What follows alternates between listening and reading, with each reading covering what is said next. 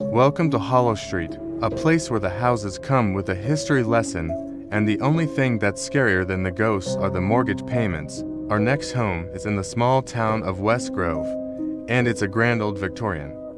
Built in 1892, the house has been lovingly restored by its new owners. It was even featured in a local magazine after they completed the renovations. It looks absolutely beautiful. But it's the one thing that the magazine didn't mention that's about to drive our new owners crazy. It's moving day for our new owners, Brian and Cheryl. They have 2 kids and 2 dogs, and they're very excited to settle into their new home. After meeting the realtor at the closing, they let the dogs out to explore the yard while they check out the interior. One of the dogs starts to scratch at the baseboard, and the homeowners assume that it's just because he's anxious. Then they hear it again. This time they can tell it's definitely coming from the attic door. Whoever, or whatever is up there is scratching the whole place up. As the realtor gets closer to the door, she hears the commotion and starts to freak out. She tells them she'd be right back and rushes out to her car. Now alone in the house, Brian decides he's had enough of this horror movie crap and opens the attic door. He figures that if there's a raccoon or squirrel up there, he can just scare it away. But when he opens the door, instead of an animal, he finds an old trunk in the corner. Maybe someone left some old clothes or family heirlooms up here. Brian doesn't really care either way. He just likes to figure out what's making the noise. He brings the trunk downstairs, but it's so heavy that he struggles to move it. Finally getting it down the stairs, he opens it and sees that it's filled with old photos, newspapers, and personal items. There's even a diary from a young girl named Elsie. Brian reads a few entries from the diary, which reveal that Elsie lived in the house with her mother and father, Thomas and Amelia.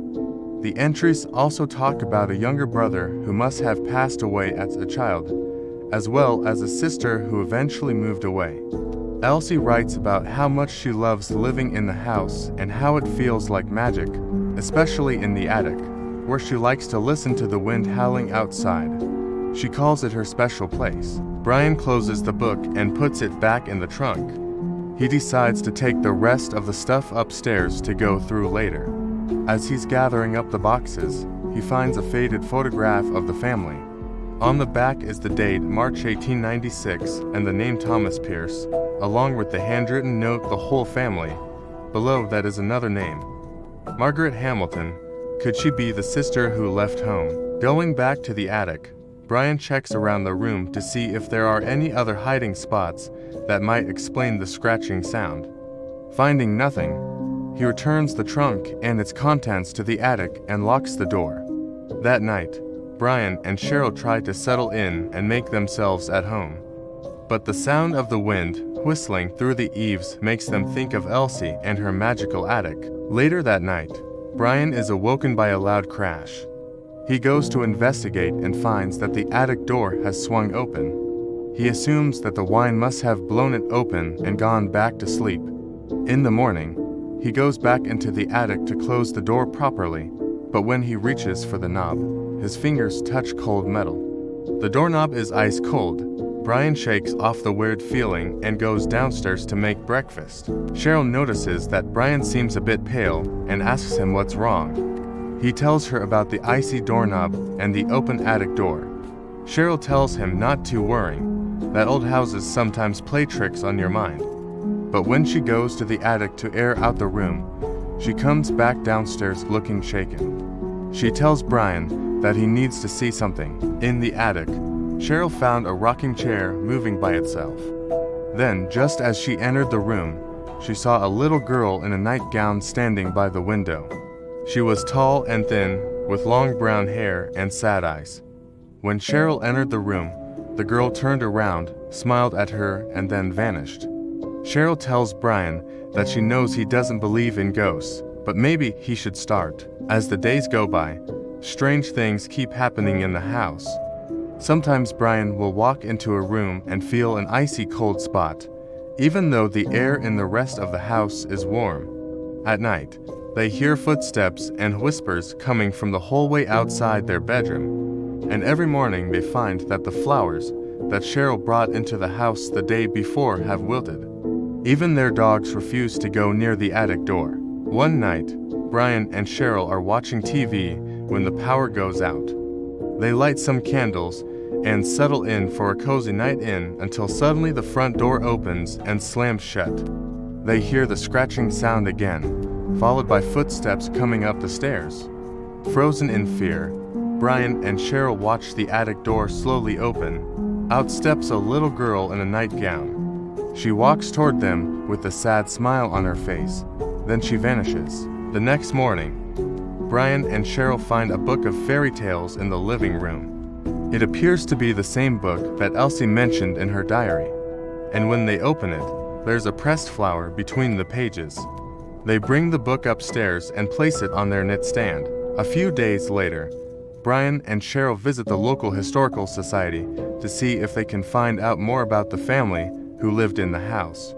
A woman named Martha helps them search through the records and shows them an old newspaper article about the Pierce family. It turns out that Thomas and Amelia had 3 daughters, not 2, and that they all died under mysterious circumstances. Margaret was the oldest and died in a fire in 1896. Elsie was next, and she passed away from a sudden illness. The youngest, Hattie, drowned in the family's well. According to the townspeople, the Pierce sisters were beautiful, intelligent, and kind. But after the 3 tragedies, their father couldn't take it anymore and sold the house and moved away. Martha tells them that the house has a reputation for being haunted, and many people have tried to live there over the years, but none of them could stay for long. They all had the same experience. They heard footsteps in the attic. Then a little girl would appear at the top of the stairs and call their name. Once she beckoned for them to follow her, but when they went into the attic, they found nothing. As Brian and Cheryl listen to Martha's story, they realize that the ghost of Hattie wants them to help her find her sisters. She isn't angry, just sad, feeling bad for the little girl. Cheryl takes her hand and tells her that she help her find her sisters. That night, Cheryl and Brian pray that Hattie will lead them to her sister's remains so they can finally rest in peace. The next morning, they head to the backyard with a metal detector. As Cheryl walks around the yard, the detector begins to beep. She digs in the dirt and finds a small metal box. Inside are 3 lockets, each containing a miniature portrait of one of the Pierce sisters. On the back are the initials M, E, and H. As Cheryl holds the lockets, she sees Hattie standing by the well, smiling. She waves goodbye to her sisters and disappears.